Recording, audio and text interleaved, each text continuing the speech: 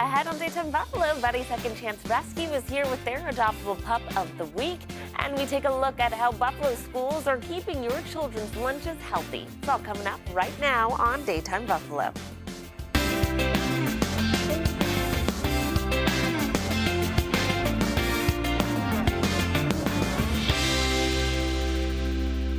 Good afternoon, hello, and welcome to Daytime Buffalo.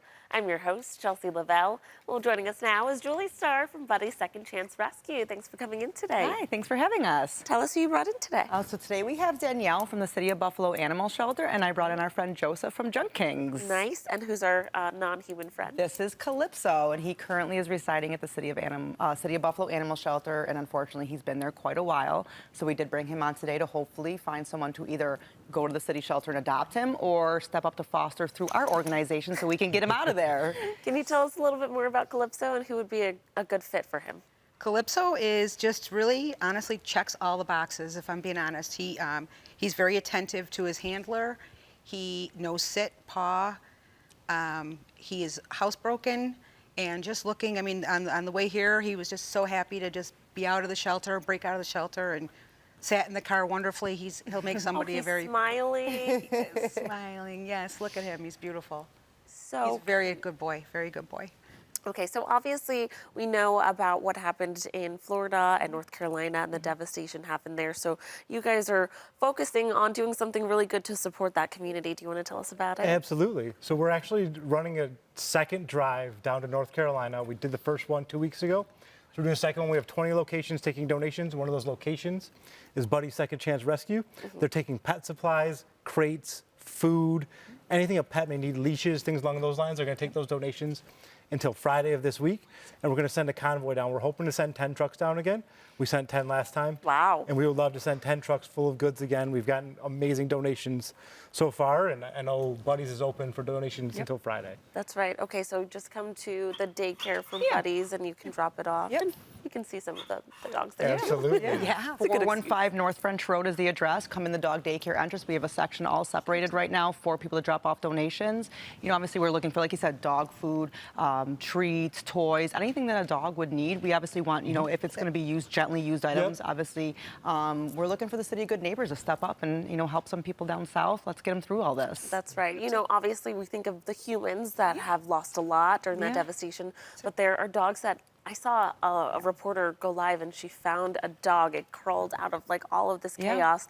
And unfortunately, that dog's owners didn't make it. So, you know, that dog now has to find a new home and be taken care of. And there's a lot of stories like that, right? There's so many displaced dogs and animals and cats and pets, just like there are humans right now. And they all need our help to get them the supplies they need to just stay alive and keep moving forward right now. Yeah. Now, so who are you sending all of these goods to, and what has their feedback been? Like, how has this impacted them with the first trip? So on our first trip, we were going to go to a bigger organization, and they unfortunately couldn't take our goods. So on the way down, we found a small community in Fairview that was just devastated. They have ATVs. They're getting stuff up to people in the mountains. So we're going back to Fairview. We're going to build a few shelters as well for them to keep goods and belongings and help people out, do breakfasts, foods, lunches, and things along those lines. So we're going back there, and the reaction's been amazing. They're getting us in touch with other communities that need help, just in case we bring too much. They said, hey, you can bring this here as well, just a little past Fairview.